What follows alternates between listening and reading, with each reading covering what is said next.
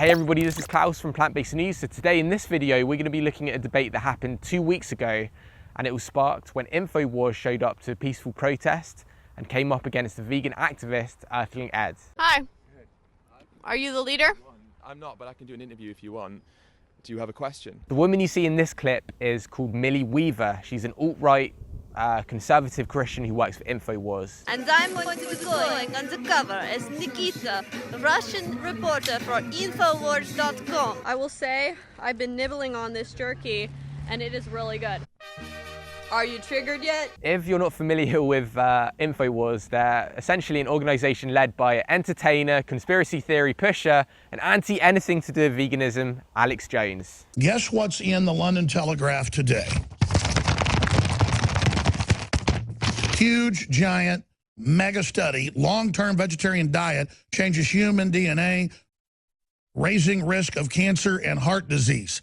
It's well known that people that eat vegetarian diets culturally are shriveled, are weak, are stupid, are infertile. Anyway, enough of Alex Jones. Let's get into the debate that we're going to be talking about between vegan activist Earthling Ed and Infowars reporter Millie Weaver. If you haven't seen the full thing, I'll link it down below. But this is just going to be a bit of a highlights video, putting a spotlight on the arguments brought to the table by Millie and epically overcome by Ed Winters. Let me ask you, what moral code are you using to say that it's wrong to kill animals for meat? The same moral code that we have towards each other, which is that we're alive, that we suffer, that we have pain, and that we want to live. And because of that, we realize that we shouldn't harm each other. Now, the animals are alive, they're sentient, they're conscious, they can feel pain, they can suffer just like us, which is why I use the same moral code, which is just let them live if we can, which of course we can. Because what's curious is, I know that you're saying morals, right? Yeah. Morals and ethics. It's wrong to kill. It's wrong to kill a living other being. And I know that some of you may try to say that, oh, well, this is just naturally learned, but we've seen in other societies that, no, not necessarily. That men have been killing men for a very long time. Men have been killing animals for a very long time. What happened here is a pretty common fallacy that appears in anti-vegan arguments, an appeal to tradition, where someone argues that because something has occurred for a long time, that makes it morally permissible. The problem with this argument, also pointed out by Ed, is that ethics evolve. The fact that certain bad things were common practices historically doesn't mean those things are right or were right. Well, I will say this. My morals and ethics come from my Christian belief system. And what I will say is that I do believe it's wrong to kill another human being. And if I'm going to adhere and reference Christian belief systems, I will say that it says so in our Bible that we should not kill other humans and man. But it also does say that God says eat meat sparingly. So he doesn't say don't eat meat, don't kill animals. It says he put them here for us to have and use. Right. So do you think that a benevolent and compassionate God would be happy with us killing his animals if we didn't have to? Well, I think that actually, if you want to get into the God in the Bible, Cain and Abel, you know, Cain killed Abel because God didn't like that Cain brought him vegetables and fruits and Abel brought him meats as a sacrifice. Right. So actually God wanted him to make the sacrifice and kill the animal for him. Right. So, but we don't do that anymore. But what I'm saying is that's what I'm adhering to. My morals, my principles adhere to Christianity. Right. When you're referencing morals and ethics and principles, if you're just going to say you're solely like an atheist and you believe in science and that we're no different animals wise, if this is an animal kingdom, survival of the fittest, Do you think that humans are animals? I don't. So what are we? I believe that we're conscious beings here, that we were put here from God, and that essentially we have domain over these creatures. We're to love them, we're to respect them. I'm sure that's going to offend some vegan activists. I want to shoot the AR-15. Okay.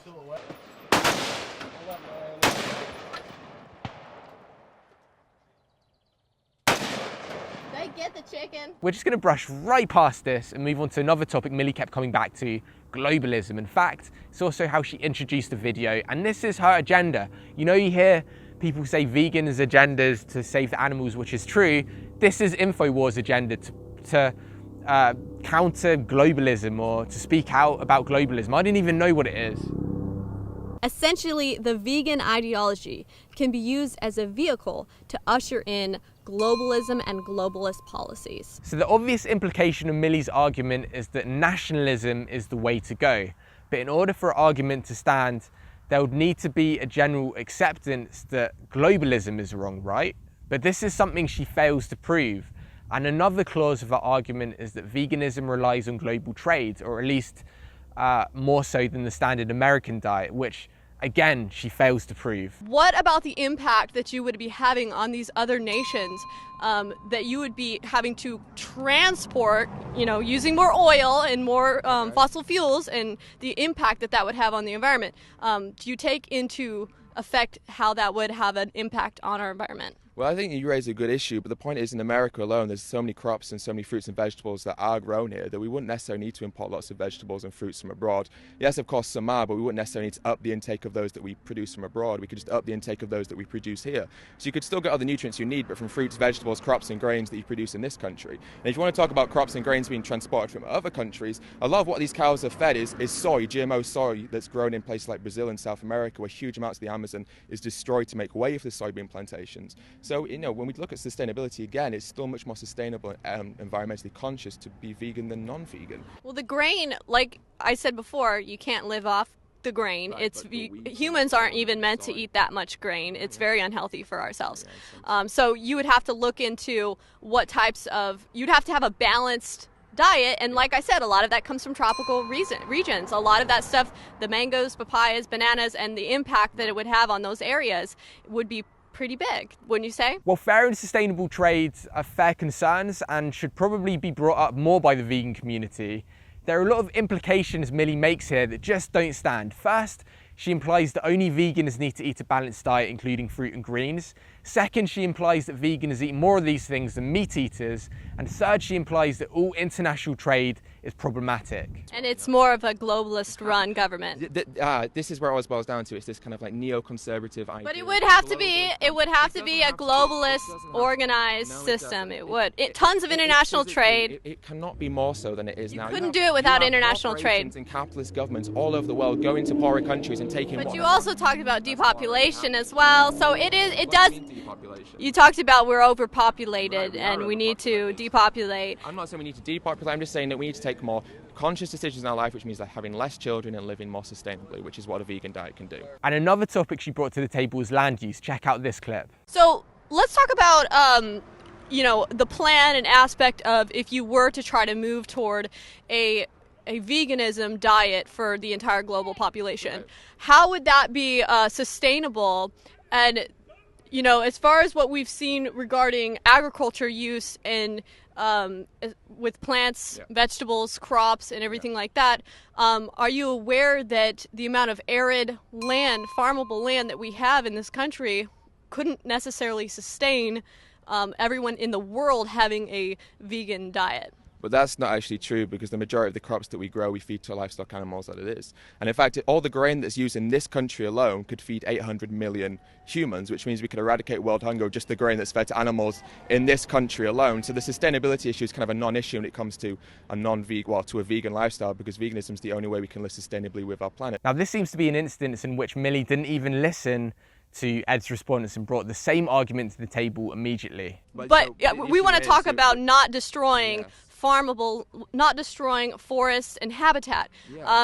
If you wanted to essentially switch to veganism, well, what would you end up having to do? You'd end up having to mow down more forests and arable land to plant vegetable fields. Well, we've already grown enough food to feed between 10 and 12 billion people, but the food that we grow, we feed to the livestock animals in the first place. The land is there. We just have to change what we're producing on that land, or at least change where that food is going on the land that's produced, or where the crops are produced. So 82% of starving children live in countries where food is grown to feed livestock animals in the West. So the countries that need that food most are the ones that are growing it, but then we're taking off them to feed to the cows and chickens and sheep and every animal that we eat in this country and indeed across the West in general. So the argument against it's kind of a non-argument, because the food's already been grown and the land is already there. We could reduce the amount of land that we need to use through growing plants alone, because humans consume a lot less plants than cows and pigs do. It appeared that having this explained 2 times still wasn't enough for Millie, as she later brought the same argument up a 3rd time. But we also would need to create more land for agriculture if we're having to feed humans without meat, because currently we do rely on a large portion of our diet for meat. You know that Americans mostly eat meat. So we would actually have to mow down way more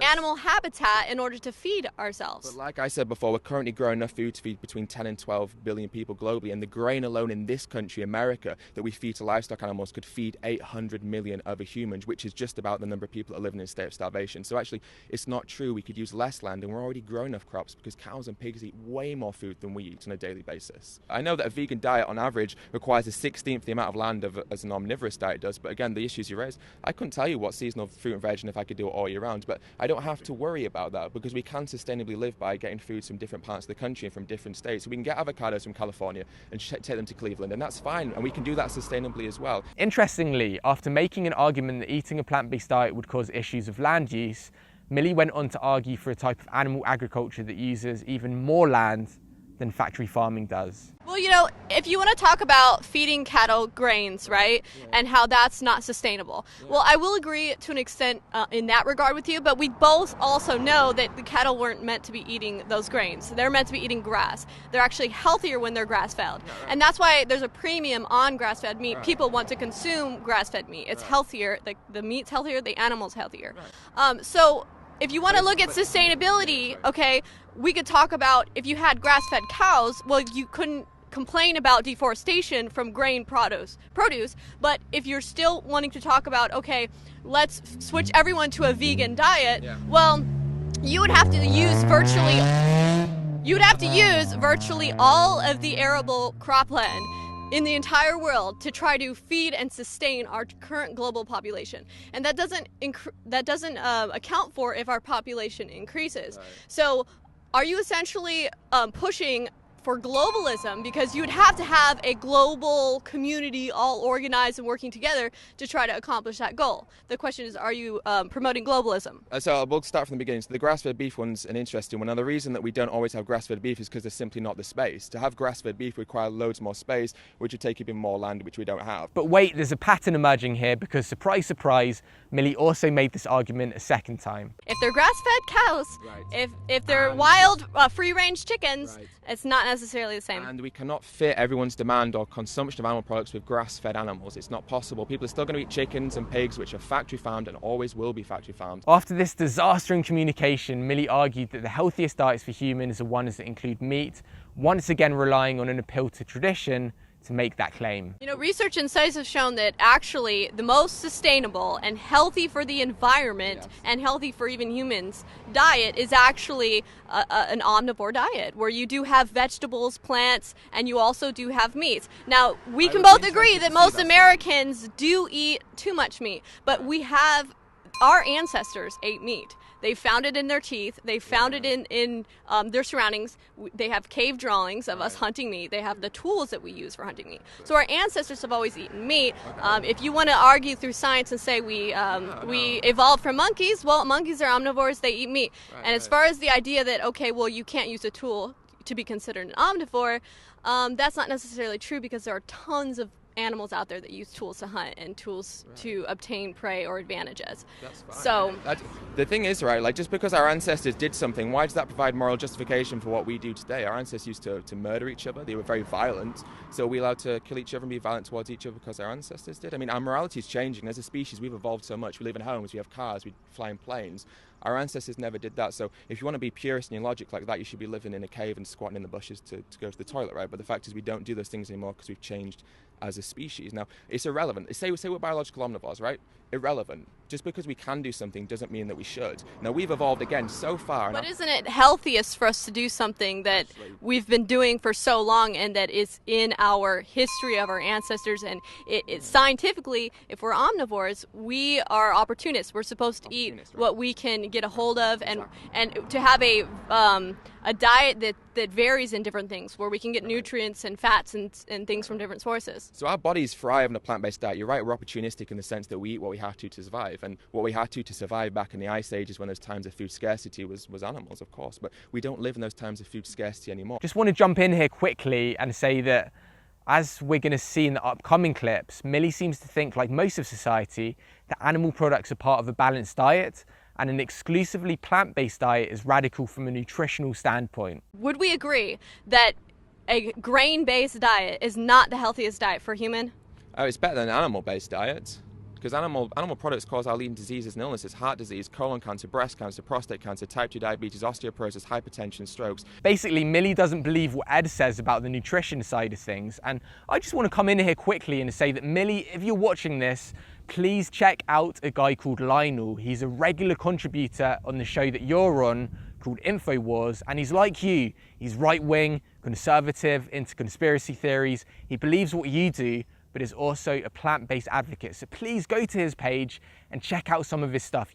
I will tell you that, Dr. Greger, I am plant-based. I've been for about 9 years. I have cited you, read you. The next argument Millie makes is that because we can't avoid harming or using animals to the point of perfection, we should continue to invest in industries that are violent and exploitative by nature. What I'd like to get some clarification or explanation from you on is, how would you be able to not use any animal byproducts at all, even when it comes to agriculture? You use fertilizers that come from blood, bone, feces of animals. So even when you think you're not playing a role in animals being used or killed or exploited, well, every time you're eating your vegetables, those vegetables were grown with animal fertilizer. The issue of this argument is pretty plain to see. Millie's essentially saying here that because we can't do everything, we should do nothing at all, and that because we can't avoid all animal use, we should exploit and kill them deliberately. Did you know that it's estimated that around 300 animals, that includes groundhogs, rodents, birds, animals in the wild or in agricultural settings, are killed per 1 acre of agriculturally farmed land that is for vegetable production. So around 300 animals are killed when you do a farm agriculturally per acre.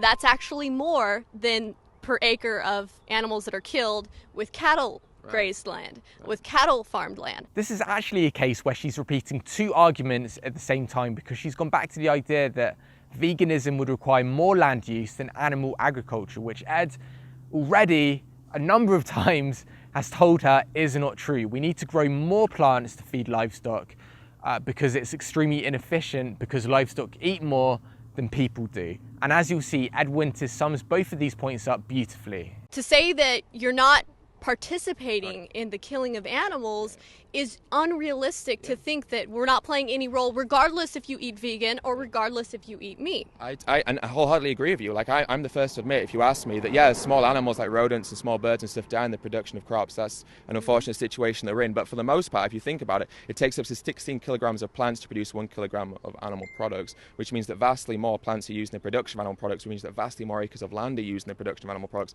which means that vastly more small animals like rodents and little birds and mice and stuff are killed in the production of animal products generally. So even as a vegan, I know I am responsible for those animals being killed on some level, but the fact is it's still less animals, and it's about that intentional killing. When we go into a supermarket, we buy steak, bacon, eggs, dairy, whatever it is, we're consciously and intentionally paying for an animal to die on our behalf when we don't have to. We have to eat something. I would say that there is a somewhat humane way to kill. Okay. We do it in prison systems. When somebody has a death sentence, they have lethal injection. Yeah. There's a humane way, and then there's a torture and gruesome way. Right. So what I will agree with you on is that we should definitely avoid the torture and gruesome and the mistreatment of animals. And the way that we kill animals now, is that humane or torturous and gruesome?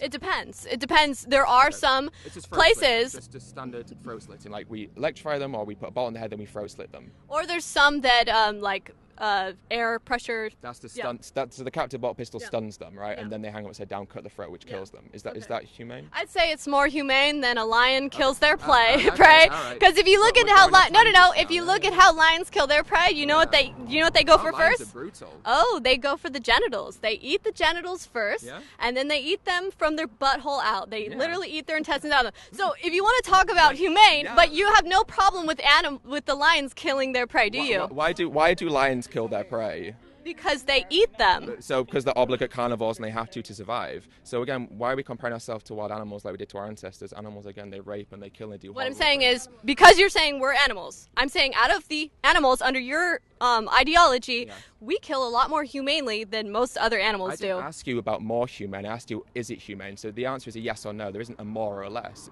Is the way that we kill animals now humane? Yes or no?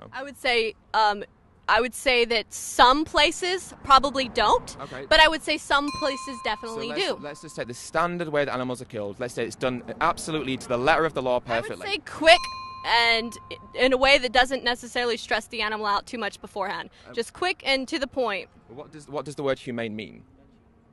In a way that's takes into effect concern and care, and you're not trying to torture an animal. You know, I think the Native Americans probably, they had a very communicative relationship with the animals, and they respected and they honored the animals that they killed, and they did it in a way that they could just put it out of its misery shortly and be done with it, and they thanked the animal for its offering. So I think there are ways to be respectful. I think humanely has to do with also being respectful. So the Native Americans, it's down to necessity again, but also the word humane, like objectively, means to have or show compassion or benevolence. So what we have to ask ourselves is the way that we kill animals compassionate or benevolent? Is it benevolent to cut the throat of an animal if they don't have to die? Is that benevolent or compassionate? I think that I would say that's probably more of a humane way to kill an animal than eating it from its balls and genitals. No, it is more humane than that, but is it compassionate or benevolent, which is what the word humane means? Is it compassionate? I would say it's a compassionate way to kill, yeah. So you believe that killing an animal unnecessarily is compassionate? You asked me if the way in which to kill it was seemed as compassionate, and I would say that way is compassionate versus other ways that you could possibly kill it. But you're doing this thing again when you're saying versus other ways, right? And it'd be more compassionate for me to shoot you in the head than to stab you 10 times, but it's still not a compassionate act for me to shoot you in the head, right? So you're once again, you're going to try to adhere to Christian morals by saying that it's unethical to kill at all. You're saying that it's not compassionate at all to kill another creature for animal. But what I'm trying to say is you can have compassion in the way you kill. Since that was a train wreck and speaks for itself, we're just going to end the video with the same ad Infowars did and the real reason they made this video. Fuel your body with Carnivore, the new digestive enzyme product by Infowars Life. Digestive enzymes assist in the digestion process and increase the bioavailability of nutrients by breaking down foods into easily absorbable components. They also help prevent discomfort from indigestion caused by fermentation of undigested food particles in the gut. Digestive enzyme production declines as we age. Carnivore is filled with digestive enzymes like those naturally present in the body. Enjoy the full potential of protein-rich foods again. You can eat protein-heavy foods now while minimizing the later indigestion and discomfort.